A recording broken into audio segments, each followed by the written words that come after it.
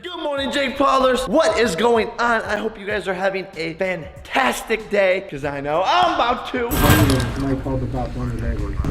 Come with me, sir.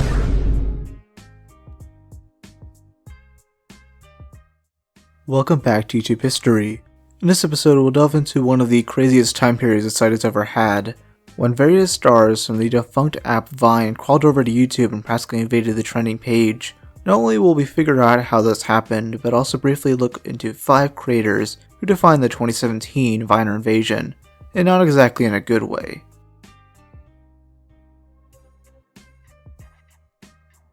YouTube has practically had a monopoly on video sharing sites, with competitors like Dailymotion and Vimeo not even coming close when it comes to size. But one place that did was Vine. A site launched on January 24th, 2013. Vine had a different style of videos when compared to YouTube, allowing you to upload quick 6-second clips in a vertical style. Most use this format to make quick comedy skits and encourage people to get creative with this short time frame.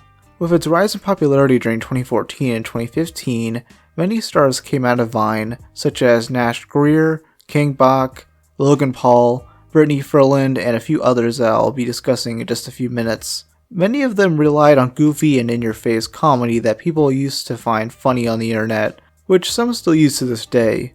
With over 20 million subscribers at one point, the site became completely mainstream and even leaked out onto other websites such as YouTube. I still remember seeing all those Vine compilations popping up on YouTube and watching the shit out of them. I was 12 at the time, so that explains why, but I legit laughed out loud after seeing an old King Bach compilation show up on TikTok. What the hell is wrong with me? Anyways, despite the site's popularity, Twitter, its owner, would soon announce some bad news. On October 27, 2016, they stated that you would no longer be able to make your own Vines, but could still view and download them. This was short-lived, as the platform as a whole would shut down on January 17, 2017. According to them, this was due to many large creators jumping ship and the loss of marketers. Also, it seems like the increase in competition, like with Instagram's video feature, might have been a reason too. Vine just wasn't unique anymore, and even its successor Byte didn't make a dent in anything.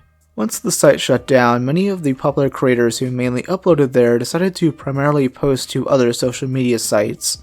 YouTube was the most viable option for a multitude of reasons, including a younger audience base that craved fast and over-the-top content. The stars seemed to align perfectly as this newer generation of YouTubers took off super rapidly. Most focused their content around vlogs, which had been popular for quite a while at this point, but these former Viners made theirs more zany, with jump cuts galore.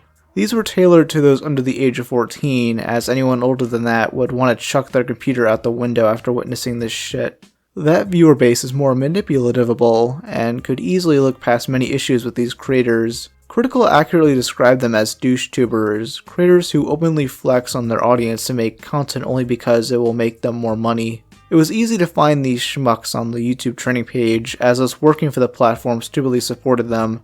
Now, not all creators who came from Vine were horrible, just a loud group of them that used their success to do stupid and harmful things.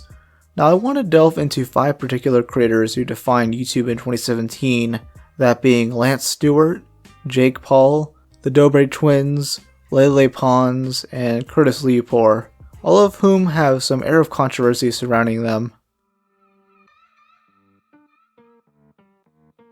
Previously known as a clickbait king, Lance Stewart rose to fame through his shitty Vine pranks.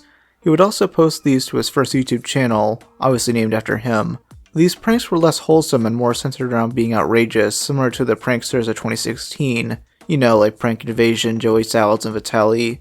He combined this with his vlogs, which helped draw in regular viewers into his outlandish, crazy life.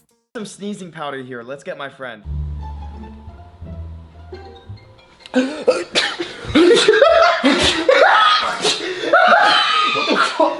In 2017, Lance would constantly be called out for his clickbait titles, which were either overtly sexual or advertised the video with a 10-second part of it.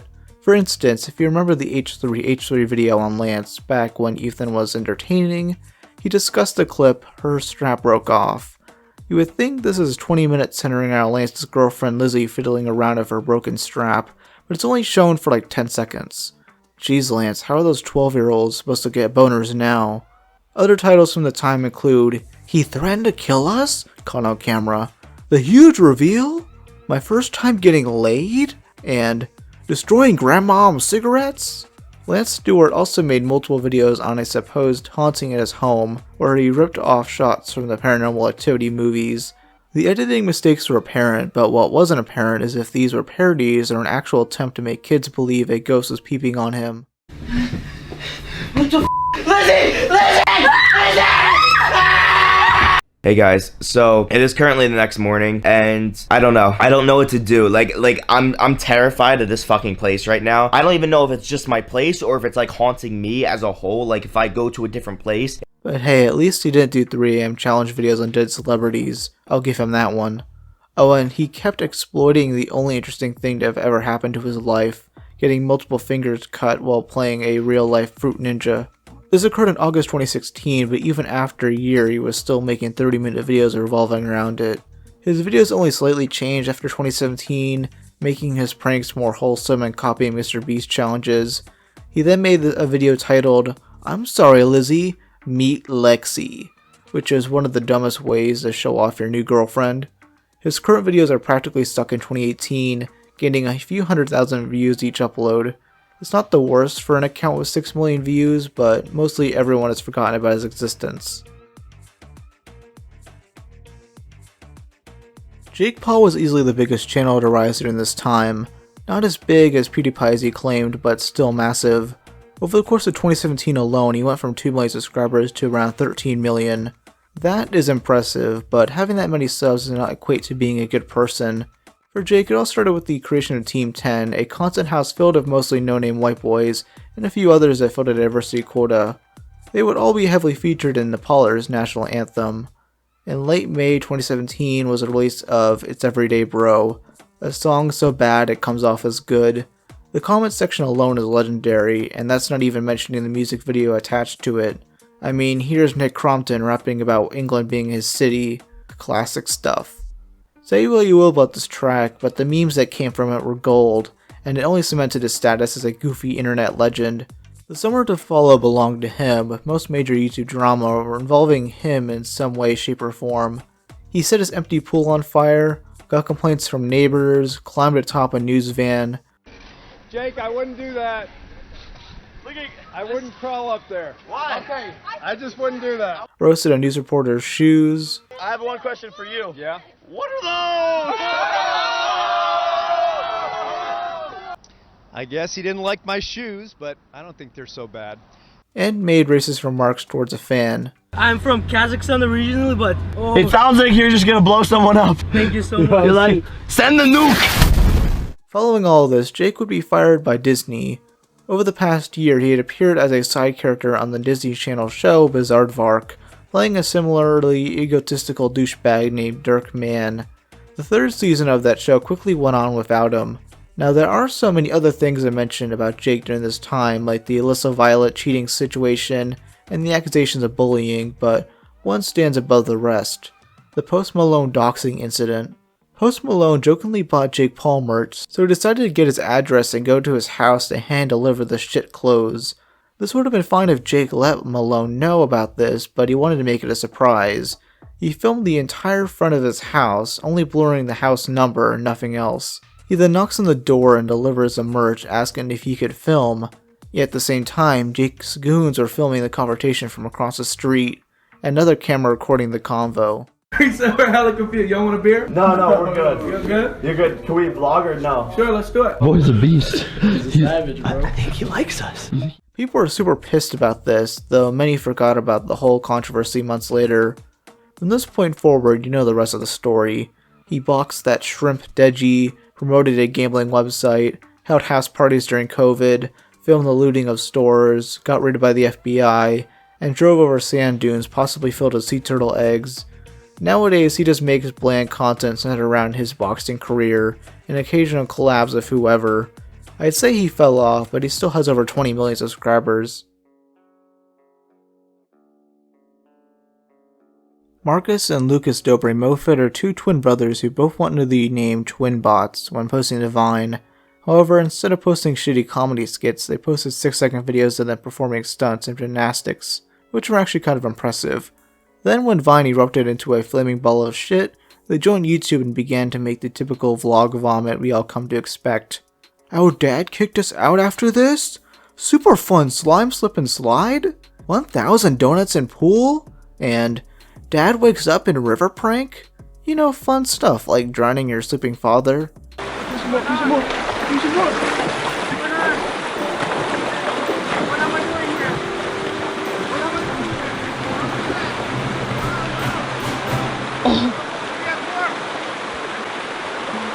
I'd actually say their content has gotten worse, especially last year.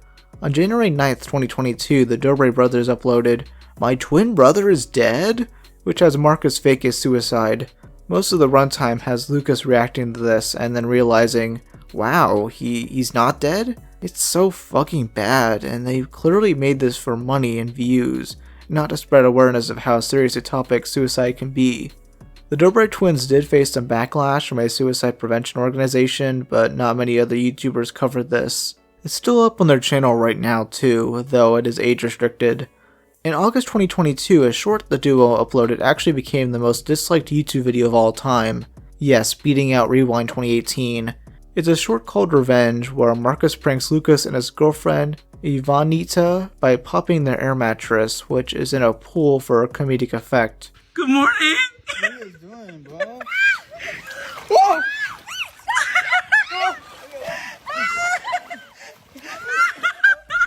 It currently has 54 million dislikes. Is it worthy of being the most disliked video now? Nah. But it's still funny that it is. Besides the same old tired pranks, the duo makes 3 AM challenge videos. But hey, at least they're not as bad as the Lopez twins. Ugh. Now, out of all the people I discussed in this video, Lele Pons are the most successful.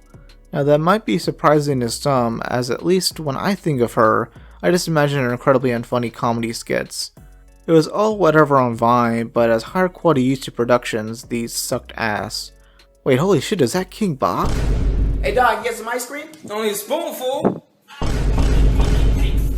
A lot of the comedy revolves around Lele and her friends being really loud and annoying in order to hold the attention spans of her impressionable 14-year-old girl audience. She likes to show off her body in order to hold the attention spans of her impressionable 14-year-old boy audience, which helped in getting these videos spread to wider audiences. Most of these make no sense, and she and her collaborators have no clear writing talent, and she comes across as unlikable, not just in videos but in real life too. Many of her previous friends have come forward explaining how much of a bitch she is. Lele would delete photos on their Instagrams, brag about passing them in followers, and blaming her shortcomings on the fact she's Latino. That's legit an excuse she uses along with being a major part in her comedy. She does something horrible and quips that she did it due to being Venezuelan. There was also the time she announced that she'd be donating her hair to charity, but lied. This was figured out because the hair shown in the photo were her own extensions. You can't donate fake hair. She tried to explain why like this, stating, "I cut my hair with the intentions of donating it. Sadly, after trying, I learned charities who donate wigs don't accept color-treated hair, so I'm finding other ways to help those affected by hair loss because of cancer. This is still a priority for me." Sure, Lele, whatever. Since 2018, she has expanded to other projects, not just on YouTube, but on television as well. Her acting is still terrible, but I respect the hustle. Speaking of which, I know I've done nothing but criticize her so far, rightfully so, but I still do have a few nice things to say about her. First, I don't find her as intolerable as similar personalities like Lily Singh, and while her acting sucks, she genuinely has an amazing singing voice. I wasn't even familiar with this until I heard her in the Black Eyed Peas song Hit It, which caught me off guard. It was a good idea for her to focus more on music because it's the only talent she has. Besides that, I still can't stand her as a person. She's annoying, self-centered, and horrible at comedy. I'll be talking about her again when I discuss the worst movie she was in with an upcoming list. While not as well known as the others I mentioned, Curtis Lepore had a pretty big presence on Vine.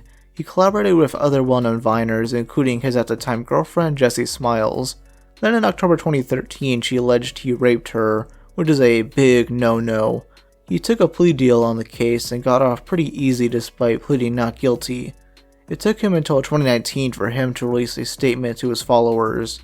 Once moving to YouTube, he pretty much just copied his colleagues in making the stupidest, most clickbait titles of all time. Pepper equals sprayed my face, not clickbait.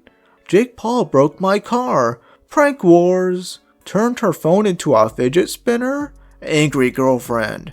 I got my baby monkey a mansion. Cute. And my dog ate my homework? These really didn't gain that many views despite latching onto the trends of the time and even collaborating with the Jakester. Oh, and all the comments are turned off. How interesting. After this era of YouTube ended, he posted a few more videos and officially quit in mid-2020. Good riddance.